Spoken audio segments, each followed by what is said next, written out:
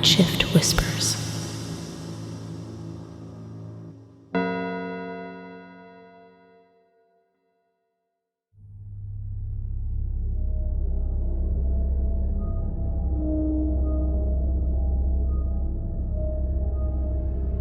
My friend Nathan received a small cabin on a lake from his uncle.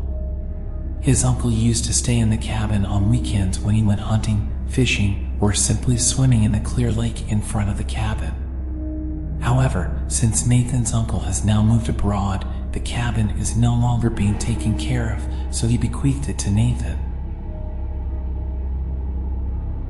This weekend, Nathan invited me and some other friends to stay at the cabin. We would not be fishing or hunting because none of us are good at either of those things. We would only be relaxing, swimming, having a barbecue outdoors, hiking in the woods, and perhaps making a campfire outside the cabin while chatting and roasting marshmallows at night. Originally, we were going to go in a group of 5 using 2 cars. But Nathan suddenly had other business with Sarah, his girlfriend, so they would be following us on Saturday morning. Meanwhile, I, Nick, and Brian would go ahead. Nick, who used to go fishing with Nathan and his uncle at the lake, would be our guide. On Friday at 4 p.m., the 3 of us set off from the city in Brian's Jeep. The journey from the city to the cabin only took less than 2 hours. The place was beautiful and quiet. There were only a few other cabins in the vicinity of the lake, but they were located very far apart from each other. There was no sign that anyone else was staying in their cabins this afternoon, so the atmosphere that greeted us was truly quiet and serene. The lake water was very clear, sparkling blue reflecting the color of the afternoon sky. It was surrounded by lush pine woods. Birds chirped merrily in the branches. A harmonious and captivating sight. It felt like we wanted to dive right into the lake if we hadn't remembered that we had to clean up first in the cabin that had been in use for a long time. Nathan's uncle's small cabin had 2 bedrooms, a living room, a kitchen, a bathroom, and an attic for storing goods.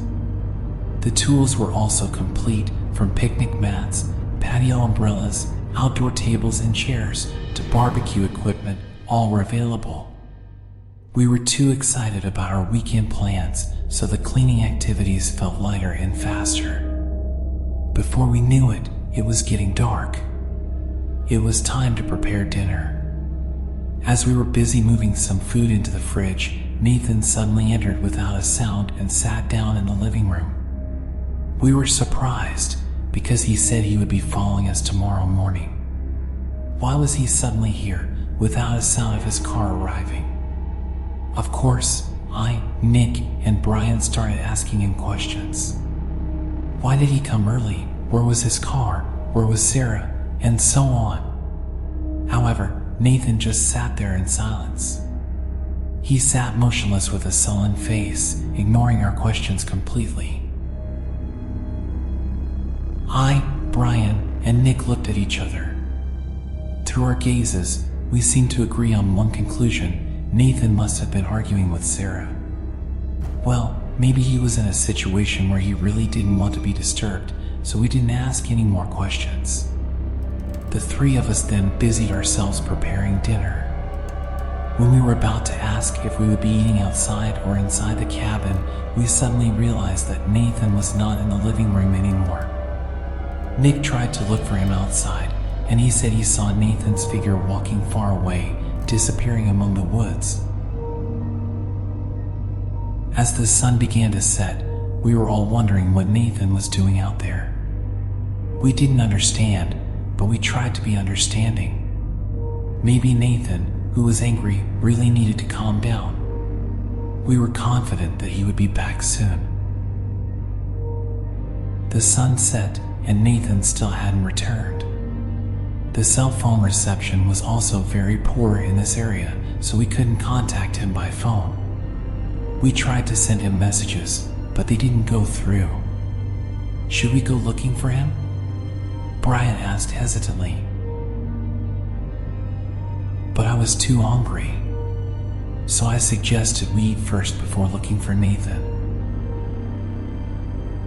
After dinner, the three of us set off into the woods in the direction Nathan had gone, based on what Nick had seen.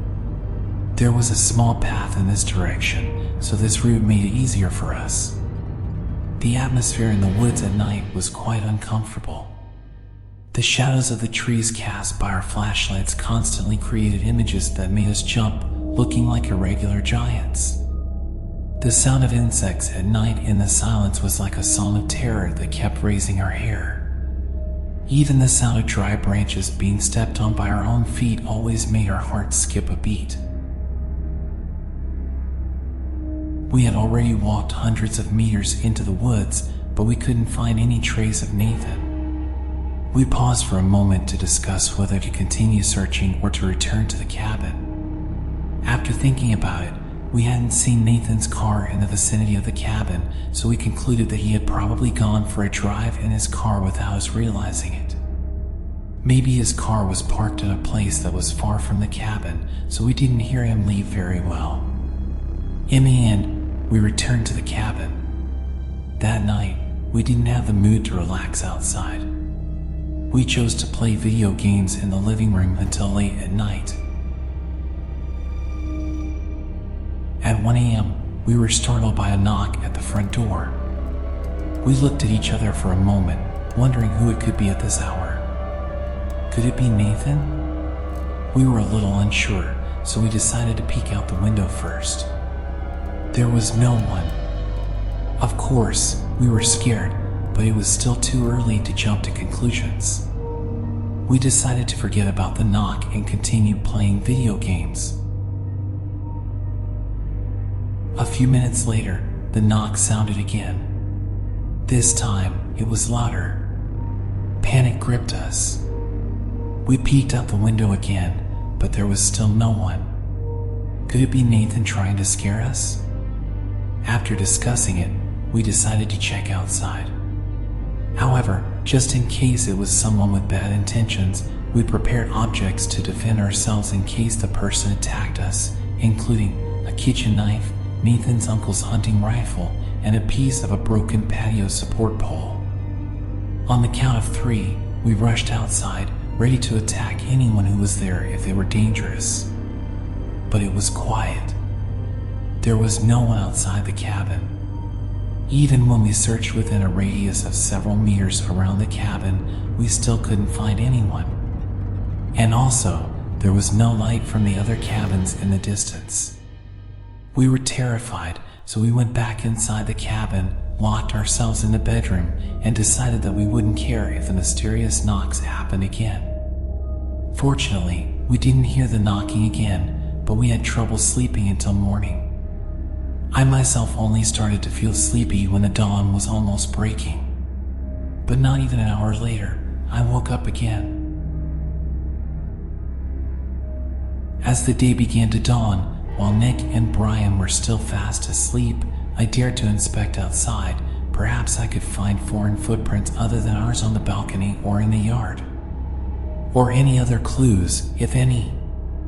As I was busy looking around, I heard the sound of splashing in the water. A conspicuous object caught my attention.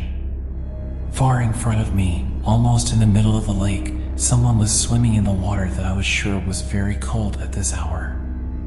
The figure was clearly a woman. Her blonde hair and black clothes made her skin look pale in the water.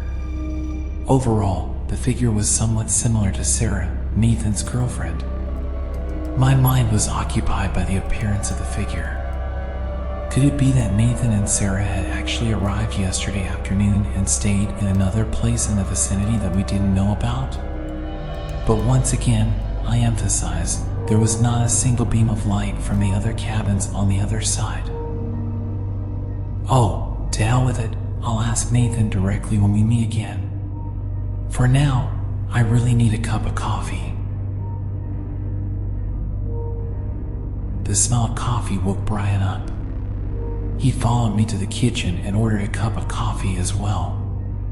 While I was doing what he asked, I asked him to see the woman who was swimming in the lake to make sure it was Sarah or not. Brian went out of the cabin in minutes. Not long after, he returned and said that it was indeed Sarah, and the girl even smiled at him openly. We enjoyed coffee on the balcony of the cabin while guessing what Nathan and Sarah were actually doing outside last night. Meanwhile, Sarah was still swimming alone and occasionally diving. At that moment, we heard the sound of a car approaching. In the distance, we saw a familiar off-road car heading towards us. It was Nathan's car. Brian and I looked at each other, puzzled. Especially when Nathan and Sarah got out of the car with bags of luggage. "Hey, I received your message late last night. Why did you send such a strange message? I'm worried and came early." "Is everything okay?" said Nathan as he walked closer. Sarah followed behind him. "So who was swimming?" I immediately turned my gaze to the middle of the lake to see the other Sarah who was still there. The figure was gone. We immediately confirmed with Nathan and Sarah about their whereabouts last night. Sarah said that yesterday her parents gave her a sudden notice that they would be home late, so Sarah had to accompany her younger sister who was alone at home. Nathan also stayed at her house last night. So who were the figures in this place who appeared as Nathan and Sarah before they both arrived? We have a pretty good idea of what happened, but we'd rather not dwell on it. We originally planned to stay one more night at the cabin. However, after what happened, we left the cabin immediately after breakfast that morning.